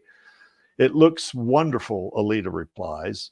"Told you he was sweet," Lou giggles. "Lou," Alita whispers, giggling, "please," then composes herself again. "Who is that at the far table?" Alita asked. "That's Ben. He's an Indian. He comes in here every few months." So I guess in 26th century, there are still Indians. Are you sure that Ben doesn't have gosh, Angelus, you're breaking up. Nickname? Bloody what? God damn it. No, don't do that. So anyway, going to the next slide. Could he be one of the guys? Could he be the one those guys were waiting for? The 4 men she dispatched. "No," Scotty replies, "but he is bad news. He's a bounty hunter." "Do you think he was after those guys?" Alita asks. "I don't think so," Scotty says, "but you can never tell with Ben. I told him what you did yesterday, so I kind of wanted to tie that, get him some knowledge of it. Alita politely nods, eats her breakfast, and really I need to say begins eating her breakfast, because it's like, she's already finished and he's just standing there. So it's probably, I'm going to change that to begins eating her breakfast, or takes a few bites or something and says, "This is so good, I'm glad you enjoyed it," Scotty says. "I'm really grateful for what you did yesterday. You're the best, Alita." Alita smiles at him, and Scotty returns to the kitchen back of the bar. "I told you," Lou says emphatically. "Lou," Alita whispers, "please stop," then giggles innocently. So I guess, she has some feelings for this bartender, I guess. Alita then glances over at Ben and notices he is looking at her without any change in his facial expression. Alita gets up from her table, walks over to the imposing figure in the corner, that being Ben. "May I sit down?" Alita asks. Without changing his facial expression, he motions to an empty chair. "The bartender says your name is Ben," Alita says. I know who you are," Ben replies, cutting her off. "I was in the Kansas bar the night you broke Zapan's nose." So, he was there. So he knows what's going on. Alita and Ben stare at each other for a couple of seconds. "What do you want?" Ben asks. "I was tracking some mercenaries," Alita responds. "But I heard you found them," Ben replies, cutting her off again. Alita and Ben stare at each other for a second. Then Alita asks, "Do you know them or who?" "No," Ben answers, again cutting her off. Alita gets up and says, "Sorry I bothered you." Now, I have a little trouble here, because it's not like Alita just to stop. She would continue to ask him stuff, but we'll have to work on that. Alita, as she's walking away, Ben says, causing her to stop momentarily and look at him, "I'm pleased Dr. Ito was able to repair you." "Thanks," Alita replies, and then returns to her table. Scotty, who had returned from the kitchen and observed the encounter, sits down by Alita and says, "Ben doesn't talk much." "That's one of the things I like about him," Alita replies. Scotty asks, "Would you like anything else from the kitchen, sweetie?" "No, thank you," Alita replies politely. Scotty gets up and returns to his station behind the bar. "That Ben is really intense," Lou says. "That's another thing I really like about him," Alita answers. "I did some research on him." Lou pauses. "He's an Indian. His name is Demon Seeker." So anyway, he's got an Indian name. See, now the thing of it is, my real Indian name is Wisdom Seeker, but I didn't want to put that in there because that's going to be too close, So I put Demon in there because I think I'm a demon sometimes. I'm kidding. Any thoughts? If you say so. All right. I'm not a demon, really. "He's interesting," Alita replies. What is the plan for today?" Lou asks. "I want to go out and scout the area," Alita answers. "Get the lay of the land before that guy those thugs were waiting for gets here."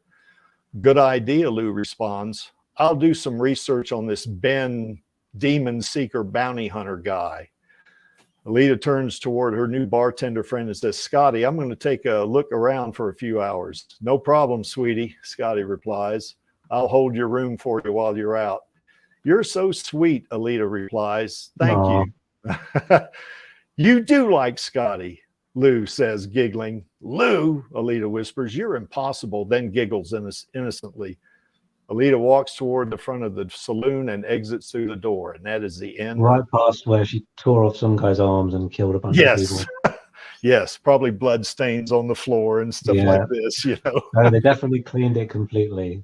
Yes. And no, there's no blood stains on the floor, but between the floorboards there is there will be. That's right. Blood. Yeah. So anyway, that's what I got so far, guys. It's nice. Well, thanks. It's an okay skeleton. It needs tweaking though. Yeah, it does. Yeah, there's some areas I got to kind of work on it a little bit, and I'm kind of new at doing this. So, well, you do pretty well for a noob. Well, Alita's inspired me to do this. So she does. Yeah, that. we had a. Yeah, She's we had regularly doing that. Yes, we she need to does. get KranberriJam doing Alita's voice when we do the audio play. Yeah. Now, Maxie, I was thinking that, you know how Kishiro wrote those side stories. This would probably be more like that because those side stories aren't canon, so maybe they could fit like that, perhaps, Why do you think the side stories aren't canon? Well, because they're not part of the overall timeline, are they? I mean, they're not. I think they are. I think they are canon. They just he didn't really have a good place to slot them in, so they fitted with the overall narrative. Ah, yeah, that's right. So well, I believe that they are canon. They're just not in the main narrative. They're expanded universe to Alita. Like they're not part of the main comic story, but it's basically a case of Kishiro knows he's not going to have every story he wants to tell in the books, so he adds extras that you can also read. Well, this is kind of how this would fit then, because I mean, this is not part of the main story, obviously, and it says Maxie points out that it's kind of the time slot, is not quite right, so because by the time she meets Lou, she's not really in the tuned program anymore, is she? I don't remember. It's been so long. No, she still is.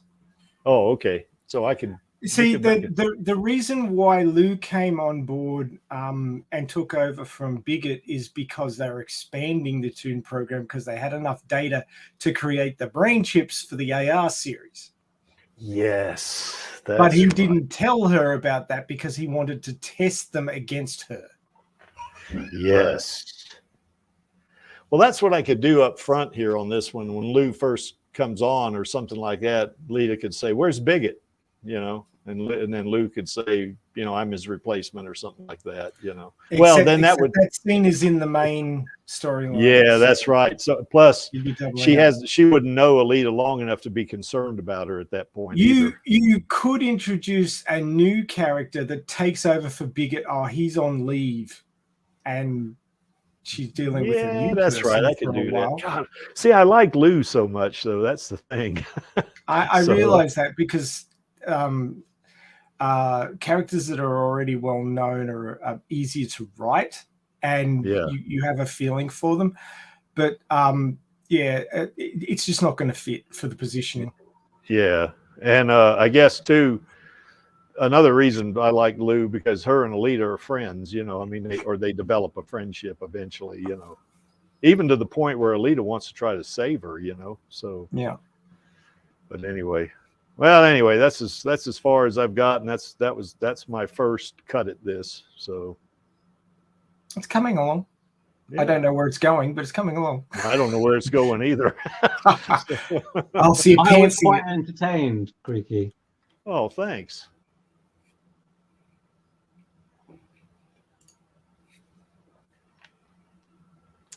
So I'll have to do something about that. You see, one other. One thing I haven't been doing, gosh, I normally do this too. I have not been putting the link in the chat. Alejandro Camargo just popped in there, and he usually comes on, so to the StreamYard link. Yeah, the StreamYard link. Yeah, yeah, I did. I asked someone to put it in the chat, but then Chaos sent it to me private. Oh, did I put it up at the front? Maybe I did. Yeah, so.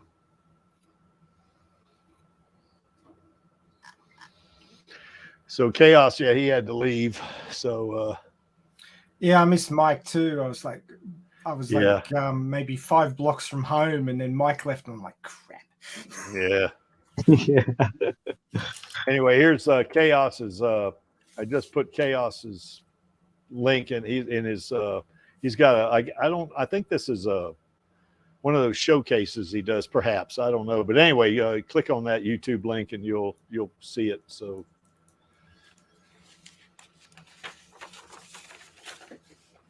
that's it, boys. Nice. I look forward to part 2. Uh-oh. Well, are you talking about part 2 of Creaky's thing or part 2 of the actual movie series? We want both.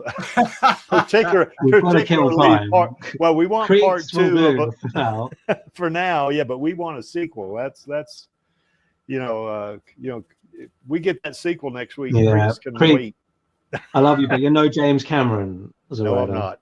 No, I'm not. Well, this is his first run through. I mean, that you don't For sure. come No up one's with an James idea. Cameron. It's complete and finalized in the first go. There's a lot of people who stop writing because they can't get their first draft right, and there's like I'm a member of a number of writers groups on Facebook, and they're always saying the same thing. Nobody ever reads your first draft but you. It doesn't have to be perfect. Just keep writing. And if you get to a scene and you can't work out what's going to happen, just write a couple of notes and jump to the next scene and just keep going. Write what you can write and then come back and fill it in later. And, you know, it's a lot of good advice. These things don't pop fully formed into your head. I mean, I spend days worth of time thinking about plots and how to twist them and how to fix them and how to make them make sense and, you know, be internally consistent. And that's why I'm so good at sort of saying, okay, this needs to be fixed. This is a little soft. You could change this character here and make them more like this. And it's like when you're, I don't know if you guys have had any experience with it, but when you're molding clay, it's not a case of you go and the clay is in the shape you want. You've got to mold it, and you have multiple goes at it, and you tweak bits, and it starts coming into shape, and you get more of an idea of how it's going to be. And, you know, unless you're really experienced and you're doing the same thing over and over again, it's, you know, it's a one-off. Yeah, what I might do here, Maxie, instead of Lou, what I might do is, like you say, come up with a new character, but one that Alita has established somewhat of a relationship with. But instead of just being a few months, you know, maybe it's you know, she's been in the Toon program for a while, and this person is between Bigot and Lou, maybe, I guess. I mean, I could work with it, you know. Well, what you could do is, like, Bigot's on leave, and this controller's supposed to be, you know, replacing Bigot, and he tries to strong arm Alita, and she completely rides roughshod over the top of him because he's no Bigot. Like, he's not a complete asshole. He's just trying to be one. And they eventually form a bit of a friendship, and then like Bigot comes back and says, "You're hopeless. You didn't manage to keep control of her. You haven't even used the electric shock on her enough," and rah rah rah, and basically throws the guy out. And Alita's like, "I hate you so much, Bigot." He's like, you know, build a bit more animosity between the two of them. I don't know. I like Lou a lot. I want to work on a Lou-like character, though. That's, you know, I'm gonna have a hard time twisting that around in terms of timeline. But well, I mean, you could create a character that rather than female, have it a young bloke who's, you know, trying to be like Bigot but failing miserably, and Alita manages to, you know, get past that crappy shell and find out about the real guy. You know, you can build some drama there. I think I just stick with a female. I think I'll stick with a female point of contact for Alita, but I'll have to come up with somebody new, I guess. So, you know, you like to say between Bigot and Lou. That's kind of what I'd do, I guess. But anyway, we'll see how it goes. Well, Bigot hands over to Lou. That's right. So, or maybe Bigot's been on leave for, you know, a month. Something.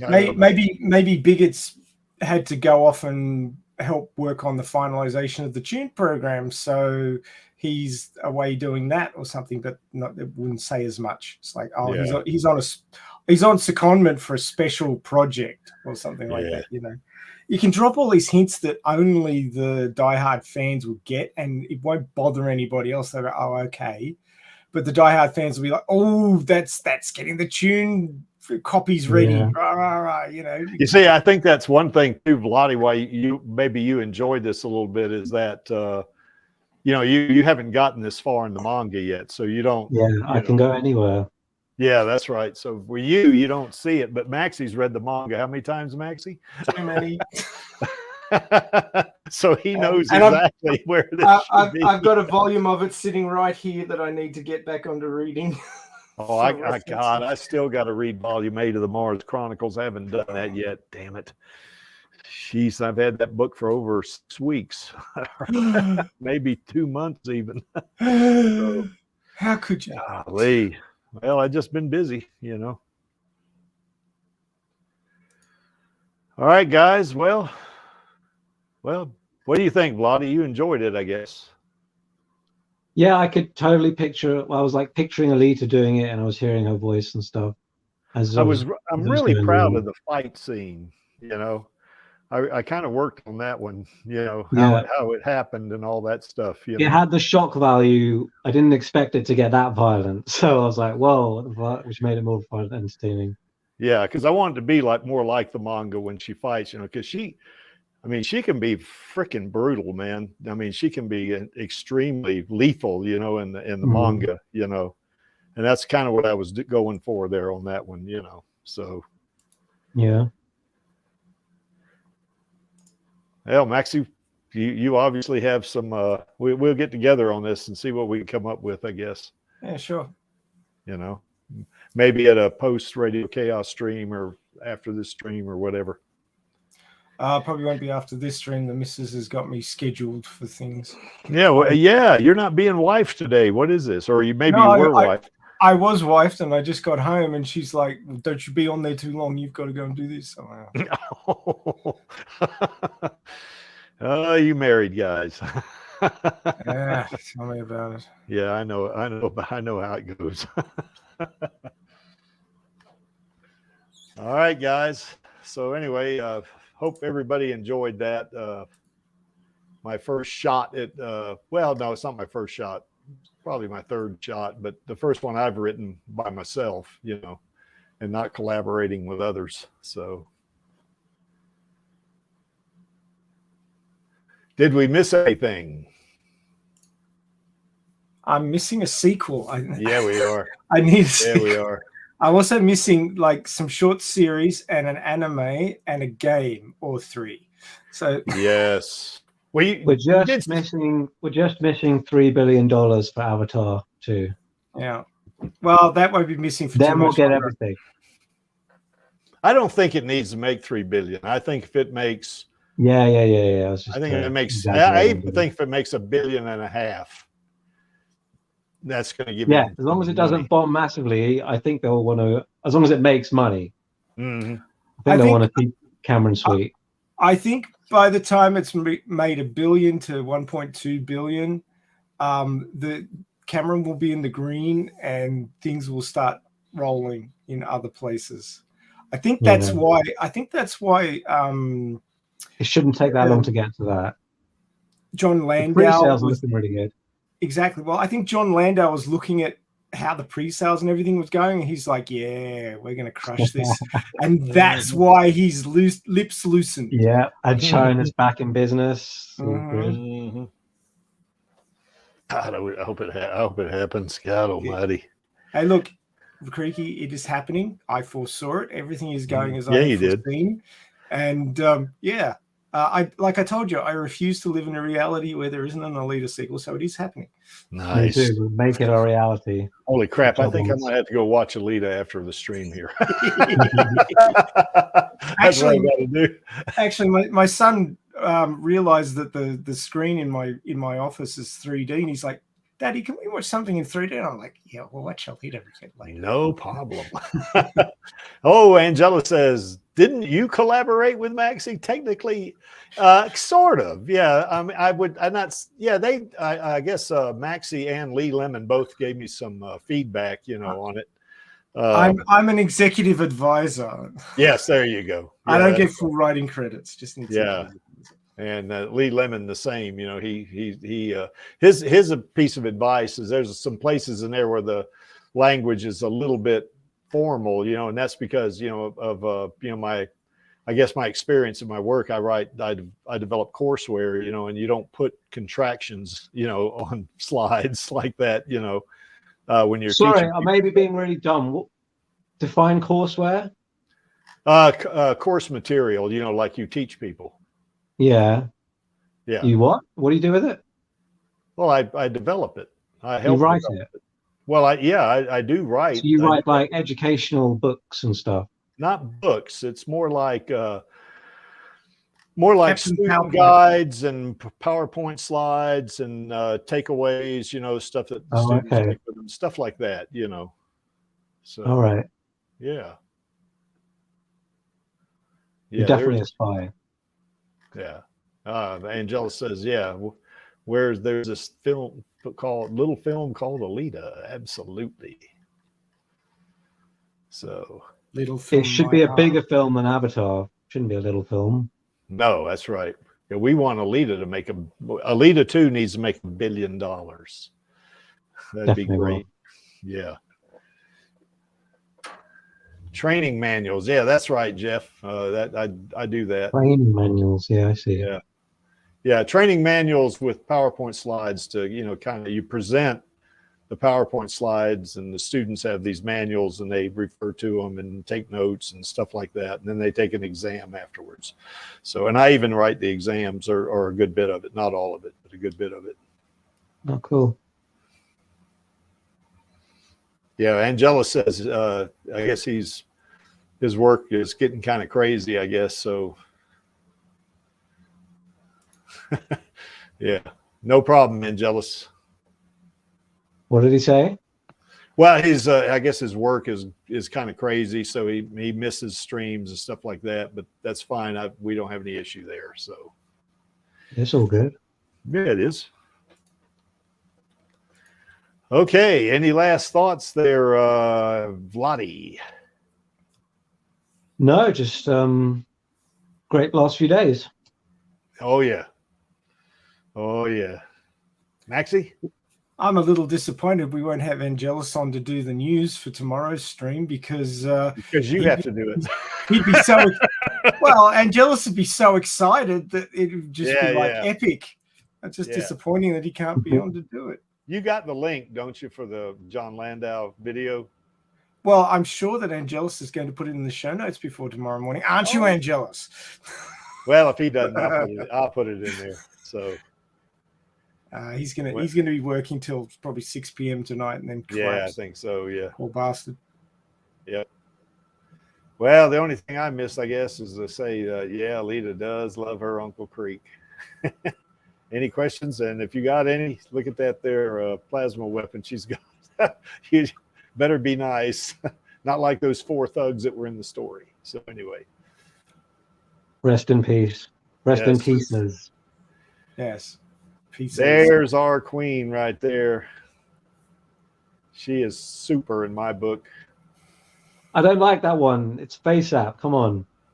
That's Face App, really? Yeah, I'm pretty sure that's Face App edited. I don't follow this. I can tell. I just download it, So anyway.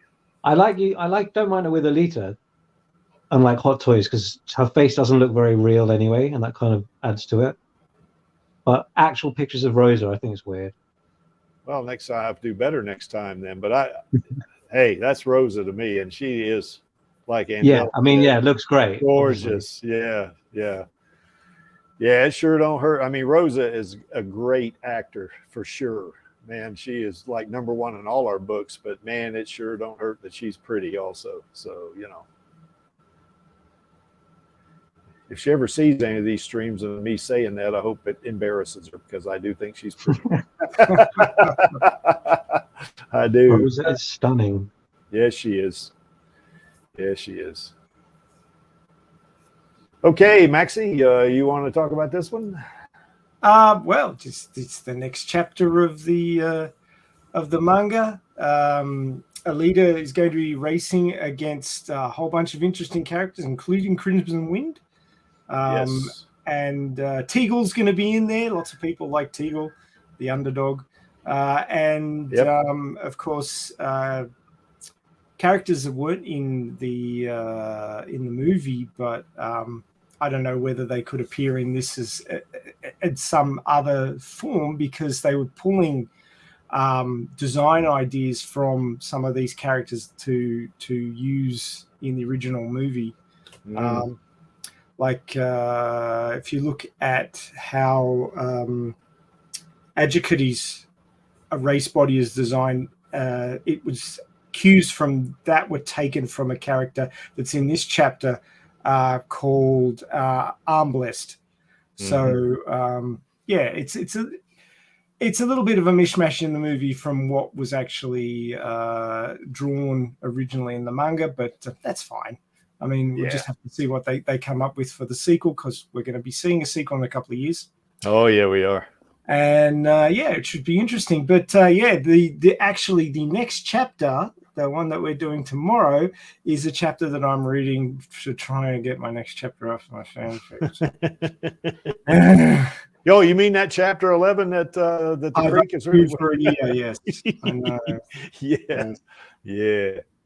Well, I gave you a hard time for so long. It was your turn. No, it's all right. You know, I've grown a little just writing that little short I wrote there. I kind of got a little bit of an appreciation, you know, about places where you get a little bit stuck on a thing or something like this, you know. Yeah, because there's two or three places in my story where I kind of got stuck and I want to make a little bit of a change to it or something like that, you know. So no, I've had bad writer's block and depression hasn't helped, but hopefully I can break through that wall. If not in the next week or so, but around Christmas, I may get some time to myself. So hard to get time to myself at the moment. Yeah. Well, we get that greenlit sequel, boy. We're gonna have to really go nuts on the streams. You know? Oh yeah. Yeah, we're gonna go nuts. We're going to have to advertise the hell out of not only the movie, but the merch and the stream and build the Alita Army back up and get everybody back in. And it's going to be one hell of a party. Oh, yeah, it is. Maybe even, you know, remember those 3 beers that those folks made down in Austin that were in the Kansas bar? God, one of them was Berserker. I think. I can't remember the other 2. They were like, one was like a pale ale, I think. Yeah, it was. I have a Kansas Bar glass that I won in a competition back in 2019. Oh, nice. It was shipped to me. Nice. I also have a block of the original chocolate from the Kansas Bar experience. And you haven't eaten it, I guess. No, it's probably, I haven't opened the package actually, so it's probably like white and horrible. But yes, it's still there. But I don't have any of the cans, unfortunately. I would have liked to have got some of those, but I don't have any. I got 2 of those Arizona. Cran gave them to me. 2 of those Arizona tea cans that has a lead on it. You know, she was asking me if I was going to drink the tea out of it. I said, "No way, man! That's gonna be mint, just the way it is." You know. Well, I have a can, a bottle, empty bottle, and a full bottle sent to me by Mario, which was nice of him. Yeah, yeah. Oh, nice. Yeah, I sent him some stuff as well. We were exchanging goodies back when they were available. Yeah. Nice. So anyway, folks, join us for Radio Chaos tomorrow. I'm not going to be the stream manager. Tony is, or Starvellian, but yeah, I'm going to be working. I'm gonna be there though. That's for sure. And Maxie, I don't have to do much in terms of a PowerPoint on this one because you'll be usually going to the thing. But I'll throw something together anyway. Good. So we should have Avon on, I think. Avon, he said he was available. Okay. He likes the manga streams. He does. Big manga fan. Yep. So yeah, that's tomorrow. We're having our monthly manga stream, and the following stream will be very interesting. That's going to be talking about Avatar: The Way of Water and what it might mean for a sequel. So we're actually going to have a couple of old hands back on the stream. We're going to have Oddjohn. Nice. And Dennis, maybe? No, I haven't heard from Dennis. I don't know what's happened to him. No, I see a tweet every now and then from him, but yeah. Come on, Brain. He's still around. Enigma Seeker. So the 2 of them are going to come on and give their thoughts about The Way of Water, and we're going to discuss what this could mean for an Alita sequel. Oh yeah. I'll be the stream manager next week too. That'll be neat. So you can do your 99 slides. No. No. Well, this. So you could do it like a flip book, except it's just slides that are changing every 0.2 of a second. Maybe so. That's not a bad idea, Maxie. I can convert that to a PDF and let people download it. Yeah, I can do something like that. So yeah. Well, this one here, I think this PowerPoint on this has got like 30-something slides in it. So yeah. It's not hard to knock 99 slides up if you've got enough material. Yeah. Okay, why is this image here? Well, that image is there because the Creek likes it, and he's running this stream. And sometimes I run the Radio Chaos stream, although I don't have the control over that one like I do this one. So, and to paraphrase Grishka, I'm only here for our girl and the Alita Army. And we are all here for our girl, the Alita Army is. So, all righty. Any last thoughts, Lottie or Maxie? Bring on 3 billion for Way of Water and our Alita sequel. Absolutely. The Way 2023 is going to be a big one. Alita sequel. Yes. We need that sequel. Yeah, we do. And let's have it before the 11 years time period. Yeah, Creaky don't want to be 106 years old when this thing comes out. That's for sure. All right, guys. Well, I guess we can finish up here with our call to action on this one. That'd be on my count of 3. 1, 2, 3. Film those sequels, baby. All right, we'll see you next week on the Alita live stream and tomorrow on Radio Chaos. Ta-ta. See you guys. Bye. What's up, Alita Army? This is Hot Toys Alita, and I hope you enjoyed this week's Alita live stream. Please join my Uncle Creek, Angelus, and our other guests for next week's show. Remember, I do not stand by in the presence of evil, and film those sequels, baby. See you next time.